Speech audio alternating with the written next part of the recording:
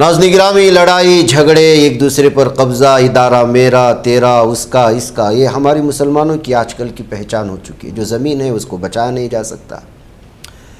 आजकल हमारी उम्मत का जो हाल है और आलमी सतह पर जिस तरह की सूरत हाल मुसलमानों की है, और भारत में अगर पूरे कौमी सतह पर देखा जाए तो हमारी क्या हाल है, रियासती सतह पर देखा जाए तो हमारे क्या हाल है, मसाजिद के सतह पर देखा जाए तो हमारे क्या हाल है, कॉलोनी के सतह पर देखा जाए तो हम कहाँ पर हैं, सारी चीज़ें सामने हैं। पढ़ा लिखा तबका इसको समझता भी है, लेकिन हम लड़ने झगड़ने से बाज नहीं आते, एक दूसरे के इदारों पर कब्ज़ा करने से बाज नहीं आते। ना हमारी तंजीमें महफूज हैं, ना हमारी तबलीगी जमातें महफूज हैं, ना हमारे मदारिस महफूज हैं, ना खानकाहें महफूज हैं, ना ईदगाहें महफूज हैं, ना मस्जिद की कमेटियाँ महफूज हैं। नतीजा क्या निकला हमारे इन झगड़ों का कि दूर से बैठा हुआ दुश्मन जो चाह रहा था कि हमारे हर चीज़ पर कब्ज़ा कर ले, वो कई बरसों से ये सारे तमाशे देख रहा था, और फिर वो अंदर से जो है इस बात को भी समझ रहा था कि इस कौम को लड़ाना बहुत आसान है और उनकी चीज़ों पर कब्ज़ा करना भी बहुत आसान है। फिर उसके बाद किस तरह के कवानीन लाए गए वक्फ बोर्ड को लेकर के, फिर उसके बाद क्या हुआ, मदारिस को लेकर के किस तरह से इल्ज़ामात हुए, फिर किस तरह से पहले तालीम में दखल अंदाजी हुई और बाद में ज़मीन को गैर कानूनी कह कर के कई सैकड़ों मदारिस को रुकवाया गया, बंद करवाया गया। उसके बाद हमारे स्कूलों की बारी आई और अब यूनिवर्सिटी की बारी आ चुकी है। जैसा कि आप जानते हैं कितने ईदगाहें हमारे से हमारे झगड़ों की वजह से निकल गए, कितनी मसाजिद हमारे झगड़ों की वजह से हमारे हाथ से निकल गए। वक्फ बोर्ड पर तो कब्ज़ा उनका हो चुका है, अब जो है वो हमारी शहरियत छीनने पर मजबूर हैं, और उसके लिए उन्होंने किस तरह पिछले दरवाजे से आए हैं, SIR के नाम पर आपको किस तरह एक जगह से दूसरी जगह भगा रहे हैं, आपका पूरा डेटा उछाल रहे हैं, खींच रहे हैं, खंगाल रहे हैं, सब कुछ हो रहा है। ऐसे में पता है हम क्या कर रहे हैं, हम झगड़ रहे हैं। हमने अगर हमें कुर्सी नहीं मिली तो दूसरे की कुर्सी भी छीनने के चक्कर में है, और अपनी ज़ाती मफाद, ज़ाती आना, ज़ाती इनाद, अपनी कुछ कुर्सी का भूख, लालच और झूठ और गुरूर इस कदर बढ़ चुका है कि हम अपने मदारिस को बंद करवाने पर एक ही साथ खाने वाले लोग जो है वो पूरे उतावले हो रहे हैं, पागल हो रहे हैं, पगला गए हैं। मैं इससे भी सख्त अल्फाज इस्तेमाल कर सकता लेकिन नहीं करूँगा, क्योंकि बड़ा दानिश्वर तबका है, स्कूल चलाता है, उनके मातहत में कई हज़ारों तलबा पढ़ते हैं, वो उनकी तरबियत करता है, तो उनकी तरबियत हम कैसे करें। इसीलिए मैं उनकी तरबियत नहीं करूँगा, सख्त अल्फाज भी इस्तेमाल नहीं करूँगा, क्योंकि बड़ा दानिश्वर तबका है। पता है मैं इतनी लंबी तमहीद क्यों बांधा। बेंगलुरु के थनीसंद्रा में मौजूद जामिया मुहम्मदिया मंसूरा में अभी 8 दिन पहले पता है कैसी सूरत हाल थी, बहुत ख़तरनाक। मेरे हाथ में मिर्ची का पाउडर और आपके हाथ में डंडे, इधर से गिलास वाला जो है कांच का दरवाज़ा और मेरे हाथ में डंडा। स्कूल तो बंद हो चुकी है, मदरसा बचा है, मदरसे पर भी इस वक्त चाहते हैं कि वो भी मामला अदालत तक जाए, वो भी बंद हो जाए। मुझे इस दोनों में जो दोनों पार्टियां लड़ रही हैं, मुझे इनसे कोई लेना देना नहीं है। अगर अंदर का आदमी पत्थर मार करके बाहर के आदमी को भगा रहा है और बाहर का आदमी के हाथ में लाठी है, दोनों भी कौम का मफाद नहीं चाहते, दोनों अपनी अना को तसल्ली पहुंचाना चाहते हैं। अपनी कुर्सी पर बैठ करके अपने साल की मेहनत जो लोगों से ये कहते रहे कि हम कौम की खिदमत कर रहे हैं, पढ़ाई कर रहे हैं, पढ़ा रहे हैं, तरबियत कर रहे हैं, सब कुछ कर रहे हैं, ये लड़ाई, ये डंडे और ये कि इसके चक्कर में जो है सब कुछ तबाह फरा कर चुके हैं। भाई आप लोग पढ़े लिखे लोग हैं, क्या कर रहे हैं। मामला जब अदालत में है तो फिर ये लाठी डंडे हाथ में लेकर के मदरसे के पास पहुंचने का क्या मतलब है आप लोगों का। आप क्या वाकई में कौम की खिदमत कर रहे हैं या कौम की पगड़ियां उछाल रहे हैं। आप लोगों को शर्म आना चाहिए। कभी तन्हाई में बैठ कर के सोचे इस सिलसिले में कि क्या हो रहा है। मुझे ये नहीं पता कि इसमें से किसकी ज़मीन है, क्यों, कौन कितने सालों तक इस पर बैठा रहा, कौन किसकी खिदमत करता रहा। साल की आपकी मेहनतें, आपकी इखलास से की गई हुई सारी की सारी चीज़ें इस एक छोटे से आपके आपस में झगड़ने ने और मदरसे को भी जो है बंद करवाने की साजिश ने सब कुछ ख़त्म कर दिया। चाहे ज़मीन आपके नाम पर है नहीं है, कौन असल मालिक है नहीं है, सारा कुछ निकल के आ जाएगा। लेकिन ये झगड़े और ये सारी चीज़ें तो साफ़ और वाज़े कर दिया कि आपकी नीयतों में किस कदर खोट है। क्या मैं सही हूँ या गलत, आप मुझे बताएं। और फिर मुजाहिद अली बाबा साहब जो मारूफ फलाही एक तंजीम के फाउंडर हैं, वो भी यहाँ गए और इत्तिहाद का पैगाम दिया है। क्या इन लोगों के अंदर इत्तिहाद कायम हो पाएगा? क्या इनकी बात उन तक पहुँच पाएगी? सुनिए जनाब मुजाहिद साहब को और मुझे इजाज़त। मैं भी जो हमेशा देखता रहा क्या हो रहा है। 2010 में सबसे पहले जब सदाए इत्तेहाद की जो शुरुआत हुई, उस वक्त में जो है जमात अहले हदीस का नाम सुनने के बाद जो है मैं इस इदारे को आया था। तो सबसे पहले मेरी मुलाकात रकीब साहब से जो हुई, तो बहुत सारी बातें हमारी इनकी हुई थी। उसके बाद इन्होंने मुझे एड्रेस दिया, नए चार मीनार के अंदर जाइए, आप वहाँ पर जनरल सेक्रेटरी हैं सदाए इत्तेहाद के लिए। वहाँ से यहाँ से शुरुआत हुई है। तो इत्तेफाक क्या हुआ, देख रहा था मैं वीडियो के अंदर क्या हो रहा है। ये आखिर ये तो हर एक बीच में, रकीब नबी बीच में नहीं आए। इनका काम एक निज़ाम चलाने को जा रहे थे। कई बार मुलाकात हुई तो भी दूसरे हिसाब से बात नहीं, मोहब्बत और इत्तेहाद की बात तो ज़रूर होती थी, लेकिन इनका एक इदारा चलाने का तरीक़ा जो था वो कुछ दिनों से मालूम, कुछ सालों से मालूम था कि इनका अलग ही रुख था। तो इत्तेफाक जो है अभी जितना भी मरहला देखने को हुआ, ये बहुत अफसोस हुआ। बाद एक वीडियो में देखा कि बच्चों को भी जो है पुलिस वाले अरेस्ट करके लेके गए थे। तो वहाँ पर जो है हमारे जो शिवाजी नगर के एमएलए रिजवान अरशद जो है, उन्होंने इसमें इन्वॉल्व होकर के बच्चों का कुछ साथ दिया, तो बहुत खुशी हुई। हाँ, लेकिन वो चर्चा वो तो नहीं आया जो जिस तरह से दूसरे लोग करते हैं।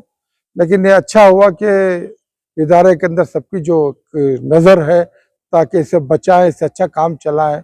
और जो शरारतें हो रही है, अभी इत्तेफाक से मालूम पड़ा तो ये उस वक्त में जो है ये ज़मीनात के मामला जो थे, जो पानी जिसके नाम के ऊपर है, उसी को जो ज़मीन उगाई जाती है, एग्रीकल्चर जो बोलते हैं, उसके वास्ते पानी की ज़रूरत थी। तो वो उनके नाम पे किए हुए थे अल्लाह वाले बोल के। तो उनकी औलादों में कुछ ऐसी शरारतें हो गई है, उससे ये सारा नुकसान भी हुआ है जितनी हालत। और उसके बाद ये जामिया मोहम्मदिया मंसूरा का नाम भी जो है इस तरह उछाला गया है कि यहाँ पर फितना होगा, हो चुका है, आपस में टकराव है।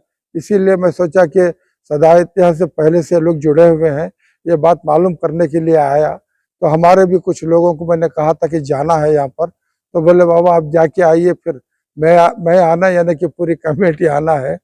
तो आपको मालूम है कि कैसा है सदाए इत्तेहाद का अहले हदीस। तो उनके एक आलिम रहेंगे, एक नायब सदर और एक सेक्रेटरी। तो शिया जमात का भी एक आलिम, एक नायब सदर, एक सेक्रेटरी। और मेहदीवी जमात ऐसा ही जो है सदाए इत्तेहाद के 8 अकायद के लोग थे। उसमें अभी फ़िलहाल जो है शाफी मसलक को दूर रखा हुआ है। तो 7 मसलक के लोग हैं। 7 मसलक यानी कि 7 तरीक़ 21, यही लोगों की जमात है। इसमें क्या है, अब सदाए इत्तेहाद का काम कैसा है, अहले हदीस का काम है, अहले हदीस वाले देखेंगे। अगर कुछ बात हो तो हम लोग बोलेंगे कि भाई देखो क्या है। शिया का मामला तो शिया को बोल देंगे।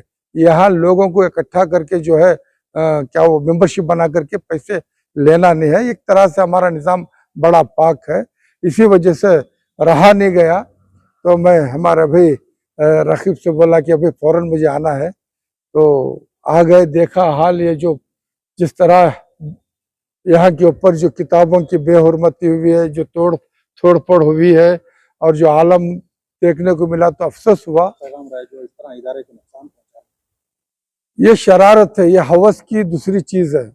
उनको किसने क्या कहा, क्या बोला, अगर उनको ऐसी बातें आपस में बैठ के तय कर सकते थे, बिना बोले जाकर के पानी अपने नाम पे रखने की वजह से, सिर्फ एग्रीकल्चर की बदौलत वो आधा एकड़ उनके नाम के ऊपर पानी थी। तो ये प्रॉपर्टी वो दूसरी जगह पे, उनके गांव पालकोड़ में, तमिलनाडु, सिर्फ वो पानी के आधार पे ये मतलब ये होने के बाद उसका फायदा उठा करके एक तरह से उन्होंने नाजायज तरीके से काम किए हैं। ये उनको समझना चाहिए। चंद दिन की बात है, दुनिया से रुखसत होना है। इतना बड़ा इदारा बन चुका है, कई लोग इसमें तालीम याफ्ता हो रहे हैं, देखने को बड़ा सुकून भी मिला है। तो ऐसे में से क्यों जो शरारत करने को उनको मन में आया, तो ये अच्छा नहीं लगा कि उनको समझना चाहिए कि भाई जाके हमें भी तो जवाब देना है। तो जिसका जो अकीदा है वो करे, हमें किसी के अकीदे को न छेड़ना है न जाना है, हम अपने अपने अकीदे के ऊपर कायम है। ये सदा इत्तेहाद का मेन बुनियाद मकसद है। तो इसी वजह से जो है मैं बोला हमारे भाई रकीब से कि भाई चलो देखना है, तो आ गए। तो ज़रा इनसे मालूमात करो।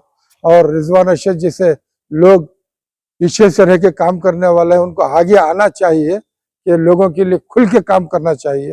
वो एक अलग टाइप का बच्चा है। वो किसे कैसे काम करना बैठ के कर देता है, वो शोर शराबा में नहीं आता वो। तो ऐसे बच्चे को भी जो ऐसे लीडरों को भी जो है खुल के सामने आना चाहिए। ये असल में एक फैमिली जो है खलील रहमान उमरी मदनी बोल के हैं, जो यहाँ के प्रिंसिपल रखे गए थे पहले शुरुआत में 89-90 के दहे में, जब जामिया चालू किए उस वक्त जो है वो कुछ मसला ज़मीन का, एग्रीकल्चर ज़मीन जो है वो एक एग्रीकल्चर ही ले सकता था। और वो एग्रीकल्चर लेने की हमारे आपस में पानी ना होने की वजह से वो खलील रहमान जो मौलवी यहाँ प्रिंसिपल रखे गए थे, उनके वालिद के पास से एक आधा एकड़ की ज़मीन का पानी था, उनका गांव पालकोड होसूर में। तो उनकी एक आधा एकड़ ज़मीन थी वहाँ पे।